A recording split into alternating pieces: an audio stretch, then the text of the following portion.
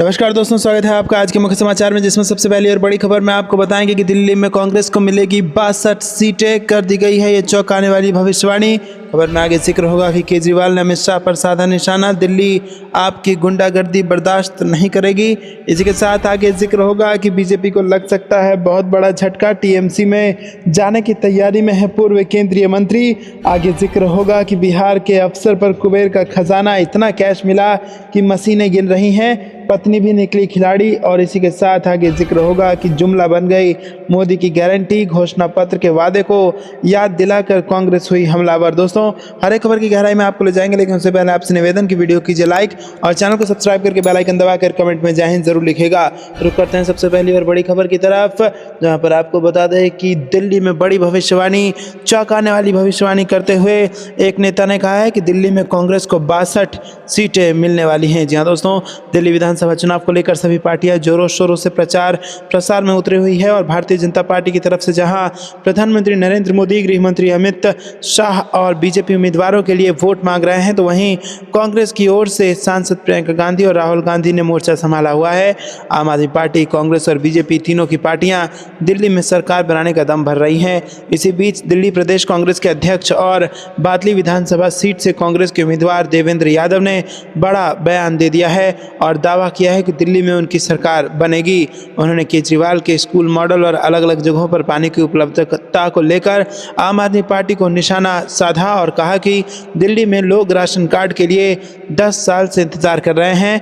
दोस्तों, आपको बता दें कि देवेंद्र यादव ने कहा कि इस बार दिल्ली की जनता का रुझान कांग्रेस की तरफ है। लोगों ने आम आदमी पार्टी की कार्यशैली को देखा है। भाजपा कभी भी दिल्ली की नेचुरल चॉइस नहीं रही है। इसमें कोई अचंभा नहीं होना चाहिए कि कांग्रेस को इस बार 60 से 62 सीटें मिल रही हैं। रुक करते हैं अगली ब्रेकिंग न्यूज़ की तरफ। केजरीवाल ने अमित शाह पर साधा निशाना, दिल्ली आपकी गुंडागर्दी बर्दाश्त नहीं करेगी। जी हाँ दोस्तों, आम आदमी पार्टी के राष्ट्रीय संयोजक और दिल्ली के पूर्व मुख्यमंत्री अरविंद केजरीवाल ने गृह मंत्री पर निशाना साधा है।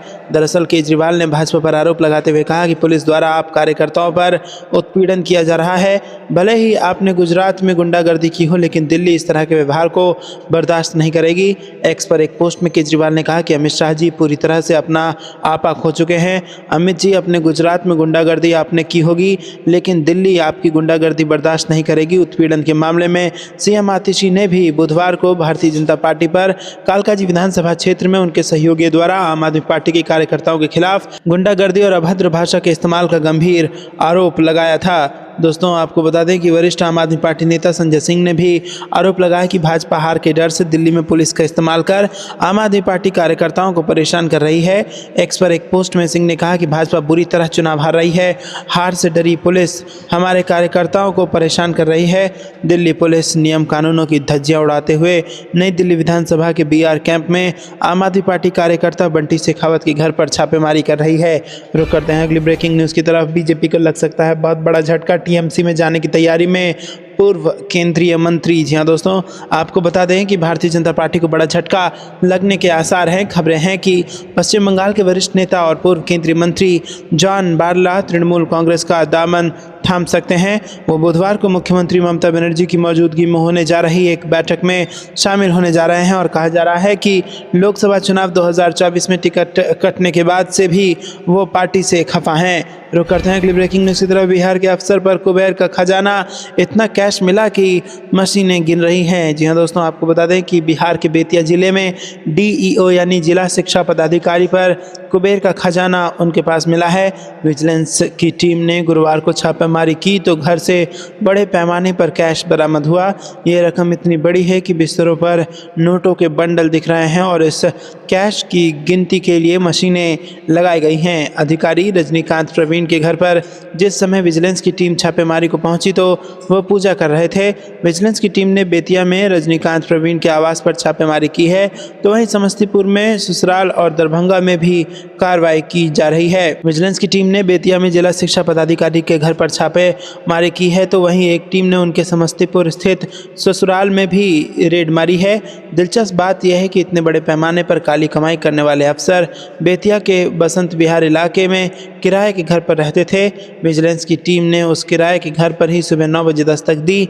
विजिलेंस की टीम जब पहुंची तो रजनीकांत उस समय पूजा पर बैठे थे और उनके यहां रेड में विजिलेंस की 8 सदस्यीय टीम पहुंची। वहीं समस्तीपुर के बहादुरपुर मोहल्ले में रजनीकांत के ससुराल में भी टीम पहुंची है। वर्ष 2012 में समस्तीपुर डीईओ की जिम्मेदारी भी रजनीकांत संभाल चुके हैं। रुक करते हैं अगली ब्रेकिंग न्यूज़ की तरफ। जुमला बन गई है मोदी की गारंटी, घोषणा पत्र के वादे को याद दिलाकर कांग्रेस हुई हमलावर। जी हां दोस्तों, राजस्थान में बाजरे की खरीद न्यूनतम समर्थन मूल्य पर नहीं किए जाने को लेकर विपक्षी दल कांग्रेस लगातार हमलावर है।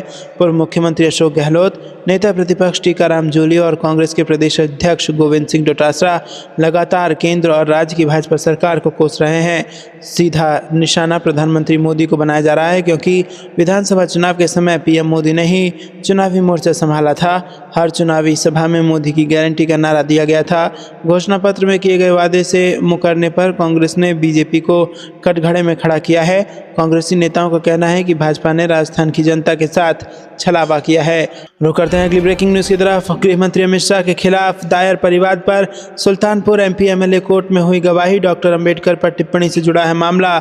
जी हां दोस्तों, आपको बता दें कि डॉक्टर भीमराव अंबेडकर को लेकर केंद्रीय गृह मंत्री अमित शाह की ओर से लोकसभा भवन में की गई टिप्पणी के प्रकरण में गुरुवार को सुल्तानपुर एमपी एमएलए कोर्ट में गवाह के बयान दर्ज हुए। अब कोर्ट इस मामले में 7 फरवरी को सुनवाई करेगी, जिसमें दूसरे गवाह के बयान दर्ज किए जाएंगे। इससे पहले 15 जनवरी को परिवादी ने अपने बयान कोर्ट में दर्ज कराए थे। 7 जनवरी को कोर्ट के विशेष मजिस्ट्रेट शुभम वर्मा के समक्ष परिवाद दाखिल हुआ था।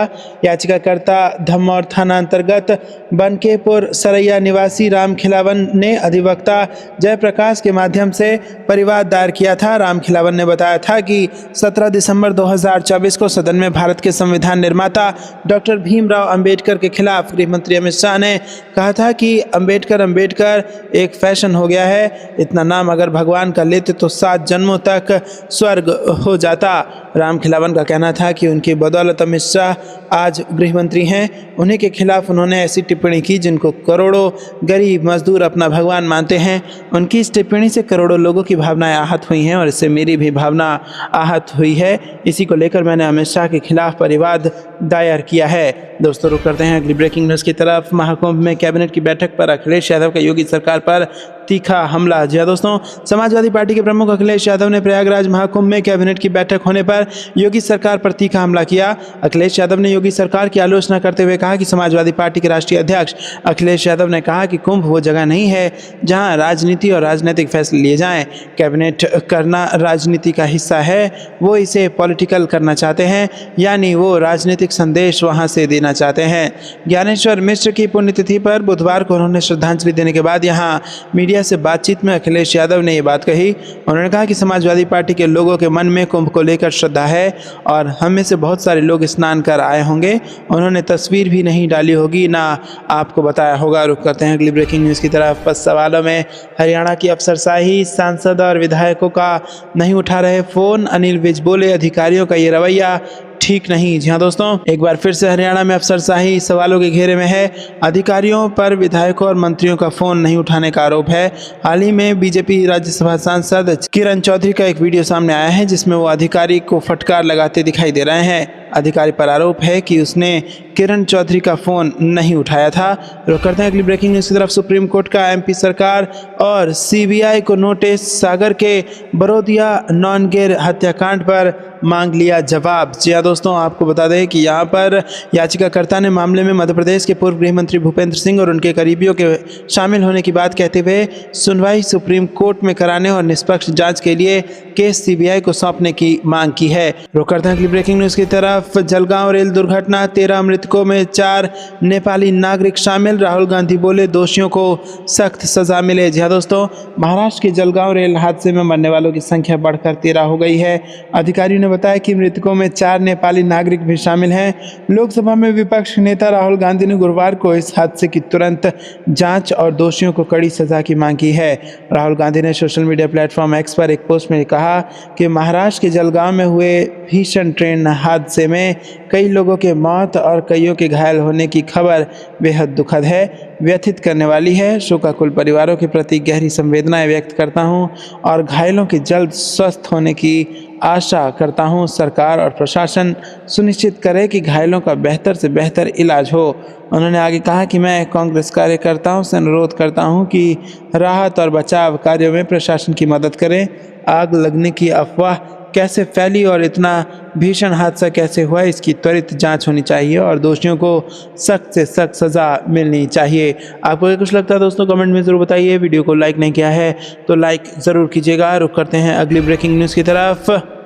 आपको बता दें कि जबरदस्त तरीके से दहाड़े हैं राहुल गांधी और छात्रों से मुलाकात के बाद बोले राहुल गांधी की संसद में उठाऊंगा बीपीएससी का मुद्दा। दोस्तों आपको बता दें कि यहां पर लोकसभा में विपक्ष के नेता राहुल गांधी ने मंगलवार को आरोप लगाया कि परीक्षा पेपर लीक युवाओं के अधिकारों को छीनने का हथियार है। उन्होंने आरोप लगाया कि भाजपा शासित राज्य में ऐसी घटनाएं हर रोज हो रही है।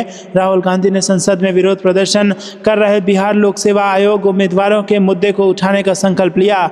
बिहार लोक सेवा आयोग परीक्षा में कथित अनियमितताओं के खिलाफ पटना में लगभग 1 महीने से चल रहे आंदोलन स्थल का दौरा करने और पीड़ित छात्रों के साथ समय बिताने के कुछ दिनों बाद गांधी ने अपने YouTube चैनल पर प्रदर्शनकारी छात्रों के साथ अपनी बातचीत का एक वीडियो शेयर किया। वीडियो के साथ हिंदी में अपने पोस्ट में गांधी ने कहा कि उन्होंने हाल ही में बिहार में बीपीएससी परीक्षा घोटाले के कारण पीड़ित और पुलिस द्वारा लाठीचार्ज का सामना करने वाले छात्रों से मुलाकात की और गंभीर मुद्दों पर चर्चा की। उन्होंने कहा कि छात्रों ने इस पेपर लीक और परीक्षा घोटाले की पूरी जानकारी दी। रुक करते हैं अगली ब्रेकिंग न्यूज़ की तरफ। राहुल गांधी से डरती है सरकार, भाजपा आरएसएस की विचारधारा कायरो की प्रियंका गांधी का बयान। जी हां दोस्तों, आपको बता दें कि कांग्रेस महासचिव प्रियंका गांधी ने मंगलवार को भारतीय जनता पार्टी और राष्ट्रीय स्वयंसेवक संघ पर तीखा हमला बोला और आरोप लगाया कि दोनों की विचारधारा कायरो की है, जबकि मुख्य विपक्षी दल देश के लिए मर मिटने का विचार रखता है। उन्होंने यहाँ जय बापू जय भीम जय संविधान रैली को संबोधित करते हुए यह दावा भी किया कि केंद्र सरकार लोकसभा में नेता प्रतिपक्ष राहुल गांधी से डरती है क्योंकि वो संविधान की लड़ाई लड़ रहे हैं। और इस सभा में कांग्रेस अध्यक्ष मल्लिकार्जुन खड़गे, कर्नाटक के मुख्यमंत्री सिद्धारमैया, उप मुख्यमंत्री डीके शिव कुमार, कांग्रेस के संगठन महासचिव केसी वेणुगोपाल तथा पार्टी के कई अन्य नेता मौजूद थे। राहुल गांधी अस्वस्थ होने के कारण इस रैली में शामिल नहीं हो सके। प्रियंका गांधी ने रैली में कहा कि यह संविधान कोई पुस्तक नहीं है बल्कि आपका सुरक्षा कवच है। बाबा साहेब ने इसमें लोकतंत्र की सुरक्षा समाहित की है। प्रियंका गांधी ने कहा कि बाबा साहेब सामाजिक न्याय और अधिकार का प्रतीक हैं। कांग्रेस नेता ने संसद में गृह मंत्री अमित शाह के बयान का हवाला देते हुए कहा कि बहुत सरकारें आई और बहुत सरकारें गई, अनेक पार्टियों की सरकारें बनी, लेकिन कोई ऐसी सरकार नहीं आई जिसने गृह मंत्री ने संसद में खड़े होकर बाबा साहेब का अपमान किया हो।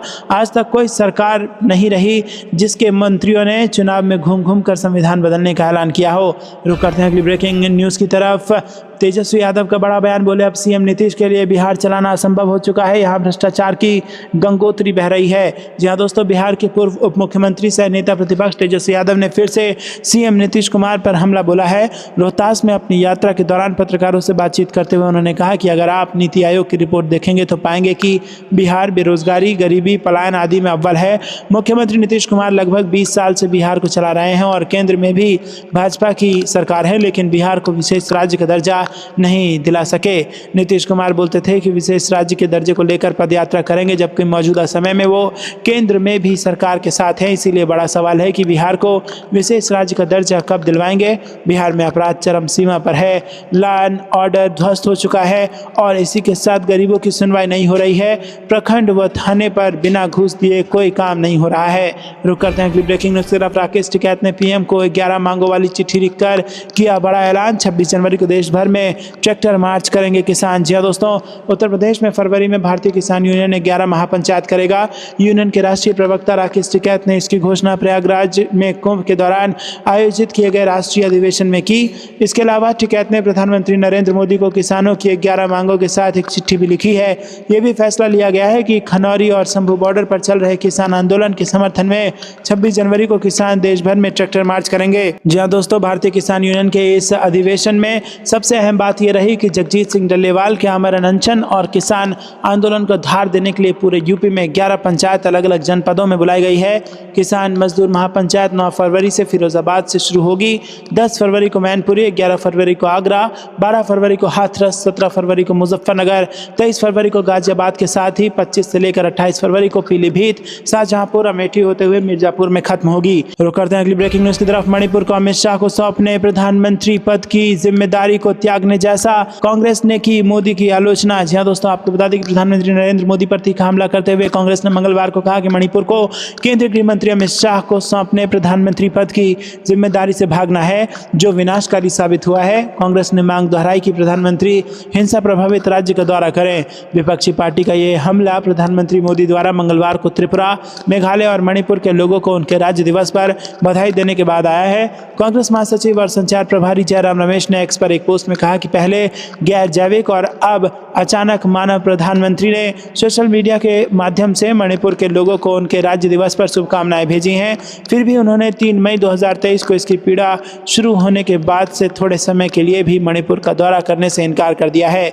रुक करते हैं अगली ब्रेकिंग न्यूज की तरफ। मोदी सरकार विधि आयोग के साथ बरत रही लापरवाही, खासकर यूसीसी के बारे में कांग्रेस ने किया हमला। जी हाँ दोस्तों, कांग्रेस ने मंगलवार को कहा कि 22वां विधि आयोग समान नागरिक संहिता पर अपनी रिपोर्ट सौंपने बिना ही खत्म हो गया, जबकि उत्तराधिकारी पैनल की वास्तविक संरचना की घोषणा अभी तक नहीं की गई है, और पूछा कि मोदी सरकार ऐसे सम्मानित निकाय के साथ लापरवाही क्यों बरत रही है। विपक्षी दल का यह बयान उत्तराखंड के मुख्यमंत्री पुष्कर सिंह धामी के उस बयान के एक दिन बाद आया है जिसमें उन्होंने कहा था कि समान नागरिक संहिता के तहत नियमों को मंजूरी दे दी गई है और राज्य में इसके कार्यान्वयन की तिथि जल्द ही घोषित की जाएगी। रुक करते हैं अगली ब्रेकिंग न्यूज की तरफ। मुंबई में फटा बैनर, हुआ बवाल, बाला साहेब ठाकरे के पोस्टर मामले पर उद्धव ठाकरे की पार्टी का जोरदार प्रदर्शन। जी हाँ दोस्तों, महाराष्ट्र की मुंबई में बीती रात को सायन प्रतीक्षा नगर में उद्धव ठाकरे की पार्टी शिवसेना यूबीटी के कार्यकर्ताओं ने जमकर प्रदर्शन किया। इस दौरान वो सड़क पर बैठ गए। बाला साहेब ठाकरे के बैनर को फाड़ने के मामले को लेकर शिवसेना यूबीटी के कार्यकर्ताओं ने प्रदर्शन किया। अवैध बैनर हटाते समय बीएमसी कर्मचारियों से बाला साहेब ठाकरे का बैनर फट गया था। बीएमसी अधिकारियों की ओर से बैनर हटाने के दौरान बाला साहेब ठाकरे की जयंती 23 जनवरी के अवसर पर ठाकरे की शिवसेना की ओर से लगाया गया बैनर फट गया था। इसके कारण सायन में शिव सैनिक आक्रोशित हो गए और सड़क पर बैठकर विरोध प्रदर्शन करने लगे। सायन के प्रतीक्षा नगर में मुंबई महापालिका के कर्मचारियों की ओर से विभिन्न पार्टियों के लगाए गए बैनरों को हटाया जा रहा था। इसी दौरान बाला साहेब ठाकरे की जयंती के लिए लगाए गए बैनर को भी हटा दिया गया था। रुक करते हैं अगली ब्रेकिंग न्यूज की तरफ। मिल्कीपुर की जनता भाजपा को सबक सिखाएगी, अजय राय का बयान। जी हाँ दोस्तों, उत्तर प्रदेश कांग्रेस अध्यक्ष अजय राय ने मिल्कीपुर निर्वाचन क्षेत्र में आगामी उपचुनाव के लिए अपने इंडिया ब्लॉक सहयोगी समाजवादी पार्टी को पूरी ताकत से समर्थन दिया। अजय राय ने कहा कि कांग्रेस पूरी ताकत से इंडिया गठबंधन का समर्थन कर रही है। चुनाव जीतने के लिए सरकारी मशीनरी का दुरुपयोग करना भाजपा का काम है, लेकिन मिल्कीपुर की जनता इस बार उन्हें सबक सिखाएगी। समाजवादी पार्टी की सहयोगी कांग्रेस ने मिल्कीपुर से कोई उम्मीदवार नहीं उतारने का फैसला किया है और इसके बजाय उसने सपा उम्मीदवार को समर्थन देने की घोषणा की है। पिछले साल हुए आम चुनाव में फैजाबाद से लोकसभा के लिए चुने जाने के बाद सपा के अवधेश प्रसाद द्वारा सीट खाली करने के बाद मिल्कीपुर निर्वाचन क्षेत्र में चुनाव जरूरी हो गया था। रुक करते हैं अगली ब्रेकिंग न्यूज की तरफ। अशोक गहलोत का बीजेपी सरकार पर हमला, कहा महिलाओं के खिलाफ अपराध बढ़े, नहीं हो रही सुनवाई। जी दोस्तों, राजस्थान के पूर्व मुख्यमंत्री अशोक गहलोत ने भरतपुर में कथित तौर पर दुष्कर्म का शिकार एक महिला द्वारा आत्महत्या किए जाने की घटना को लेकर सोमवार को राज्य सरकार पर निशाना साधते हुए कहा कि इस सरकार में महिलाओं के खिलाफ अपराध बढ़ते जा रहे हैं। गहलोत ने एक्स पर लिखा कि भरतपुर में एक दुष्कर्म पीड़िता ने पुलिस द्वारा सुनवाई नहीं किए जाने से प्रताड़ित होकर आत्महत्या कर ली। पीड़िता के परिजनों का आरोप है कि पुलिस ने आरोपियों को गिरफ्तार नहीं किया और वो पीड़िता को परेशान करते थे, जिससे तंग आकर पीड़िता आत्महत्या करने पर मजबूर हो गई। उन्होंने कहा कि मुख्यमंत्री के गृह जिले में ऐसी घटना होना बेहद शर्मनाक स्थिति है। कांग्रेस नेता के अनुसार इस सरकार में महिलाओं के खिलाफ अपराध बढ़ते जा रहे हैं और पुलिस सुनवाई नहीं कर रही है। उन्होंने कहा कि ऐसे तमाम वीडियो सामने आए हैं जिनमें मुख्यमंत्री जी की जन सुनवाई तक में फरियादियों ने आकर पुलिस द्वारा सुनवाई नहीं करने की शिकायतें दी हैं, परंतु ऐसा लग रहा है कि पुलिस परवाह नहीं कर रही है। इसके कारण पीड़ित ऐसे खौफनाक कदम तक उठाने को मजबूर हो रहे हैं। बता दें कि भरतपुर जिले में कथित तौर पर दुष्कर्म की शिकार एक युवती ने रविवार को आत्महत्या कर ली थी। रुक करते हैं अगली ब्रेकिंग न्यूज की तरफ। मोदी जी के विकसित भारत की सच्चाई, मेहनत आपकी, मुनाफा किसका, गरीब और मध्यम वर्ग का जीना हुआ मुहाल, राहुल गांधी ने लगाया आरोप। जहां दोस्तों लोकसभा में नेता प्रतिपक्ष राहुल गांधी ने अर्थव्यवस्था के विभिन्न सूचकांकों का हवाला देते हुए मंगलवार को केंद्र सरकार पर निशाना साधा और सवाल किया कि जब सबकी मेहनत से अर्थव्यवस्था का पहिया घूम रहा है तो क्या उसमें आम लोगों को उनकी उचित हिस्सेदारी मिल पा रही है। उन्होंने दावा किया कि हानिकारक जीएसटी और आयकर की मार ने गरीब और मध्यम वर्ग का जीना हराम कर रखा है, जबकि कॉरपोरेट घरानों का कर्जा माफ किया जा रहा है। राहुल गांधी ने सोशल मीडिया मंच एक्स पर पोस्ट किया कि मोदी जी के विकसित भारत की सच्चाई, मेहनत आपकी, मुनाफा किसका, आप सभी के खून पसीने से देश की अर्थव्यवस्था का पहिया घूम रहा है, लेकिन क्या आपको इसमें उचित हिस्सा मिल रहा है, जरा सोचिए। आपको क्या कुछ लगता है दोस्तों, कमेंट में जरूर बताइए। वीडियो को लाइक नहीं किया तो लाइक जरूर कीजिएगा। रुक करते हैं अगली ब्रेकिंग न्यूज की तरफ। संविधान पर हो रहा हमला, कांग्रेस बोली राष्ट्र विरोधी बयान के लिए मोहन भागवत को मांगनी होगी माफी। जी हां दोस्तों, कर्नाटक के बेलगावी में अपनी जय बापू जय भीम जय संविधान रैली से पहले कांग्रेस ने सोमवार को आरोप लगाया कि संविधान पर हमला हो रहा है और अपनी मांग दोहराई कि आरएसएस प्रमुख मोहन भागवत को स्वतंत्रता आंदोलन पर दिए गए राष्ट्र विरोधी बयान के लिए माफी मांगनी चाहिए। विपक्षी दल ने यह भी दावा किया कि महात्मा गांधी का अपमान किया जा रहा है और BR अम्बेडकर पर हमला किया जा रहा है।